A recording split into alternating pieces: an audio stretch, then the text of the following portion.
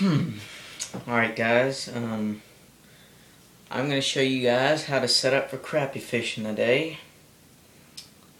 And it's not all that difficult really. It's mainly just a jig and consists of a bobber or not a bobber. There's simple setups you can have, and there's many different kinds of baits you can use. You have your jigs right here that have a soft plastic body and a tail with a jig hook, or you can have a more busy tail on one of these hooks too, or you can even use one of these furry jigs right here. Now I don't really prefer these that much because when they get wet, there's no more action with the tail. It's wet hair. It doesn't move in the water. So I prefer something with a little bit of, tail movement. But depending on if the water is cold or hot is how much you really want to move. If it's a cold day and the fish aren't really moving that much, you want to get something with a slower movement and a light weight on the head. You don't want, to be using a big old minnow with a 1/4 weight head on it to where it's dropping really fast. You want to use something like this with a 1/8 or 1/16 head. And it's basically, I'm going to show you guys how to rig this up. For the sake of the video, I'm using monofilament so you can see it on the camera a little better. But, let's see here. Alright, got my pole right here, and we have my line. Just tip my pole. I'm going to set this down for a sec. Show you, this is the end of my line. And I'm going to show you one of the rigs I usually rig. Now the thing is all these jigs are the same in that they have this, let me take this, well, in the same that they have this. They have a head and a hook. You can use crappie fishing. See, this one I used a weedless guard hook here with a heavier weight and a swim tail minnow, because crappie like minnows and grubs and such, something for an easy bait. And well, and then there comes the fact of using a bobber.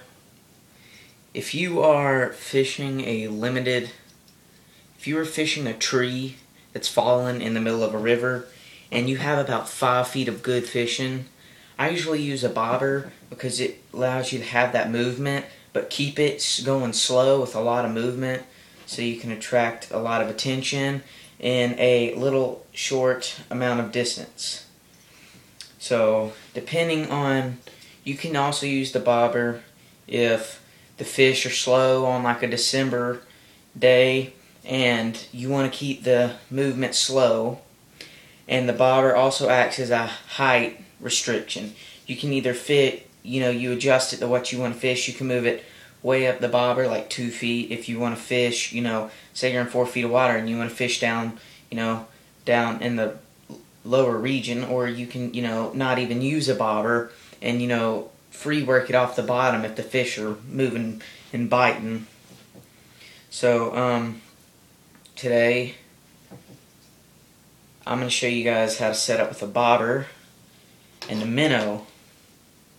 And just go right here and use one of these little fishing knots right here, and you wet it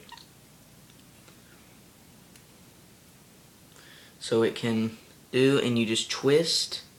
Then there's a little hole right by the end of the hook right here, and you put that in right there, and you grab that and just pull. So it's just a basic fisherman's knot that you use for everything. And so you have your minnow on right here, and he goes to the water and he bounces off, you know, he kind of swims like this. And this tail's an action tail you can buy anywhere. I bought this at Walmart that kicks through the water. And now it's time for the bobber. I usually fish a pond that deepest part's probably 10 feet, so I usually put mine about 3 feet in. And this is actually a weighted bobber to help me throw it out better when I'm using light heads on here. And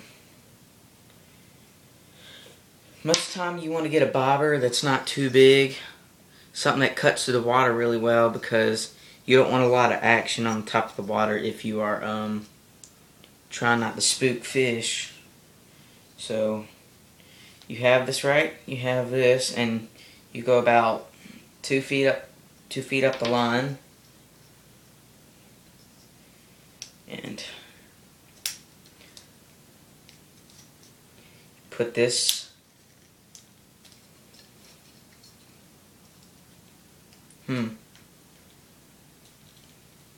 having trouble with this one today.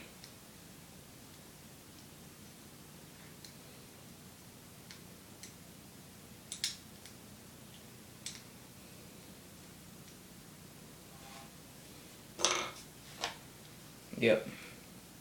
I just use this one.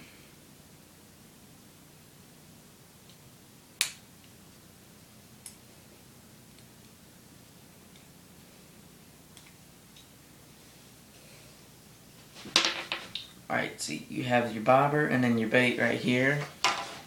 And you usually can use, you usually want to stay between 4 and 6 pound line, because crappie don't get that big around here.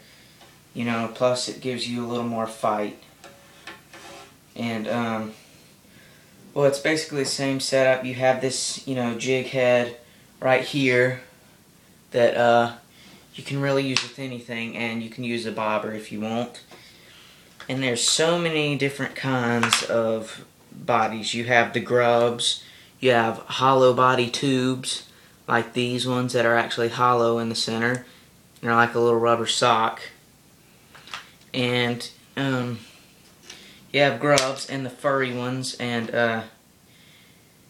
yeah, it's basically what you use. And if you were to use one of these, you hook it up, you know, the same as this.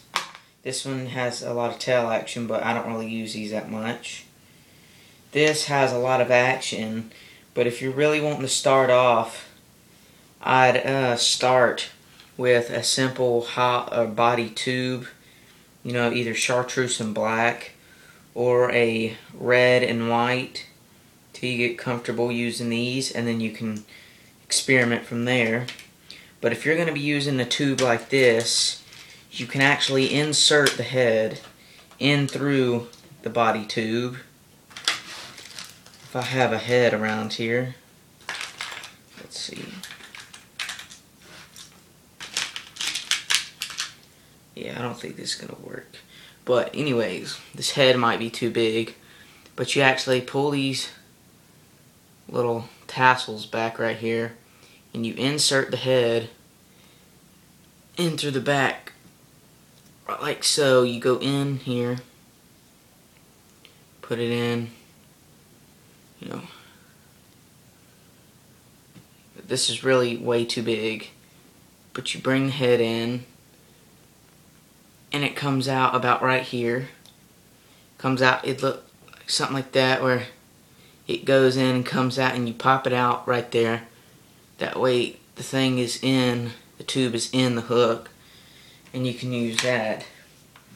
But yeah, it's a basic setup, and that's basically how you do it. So, see you guys later. Bye.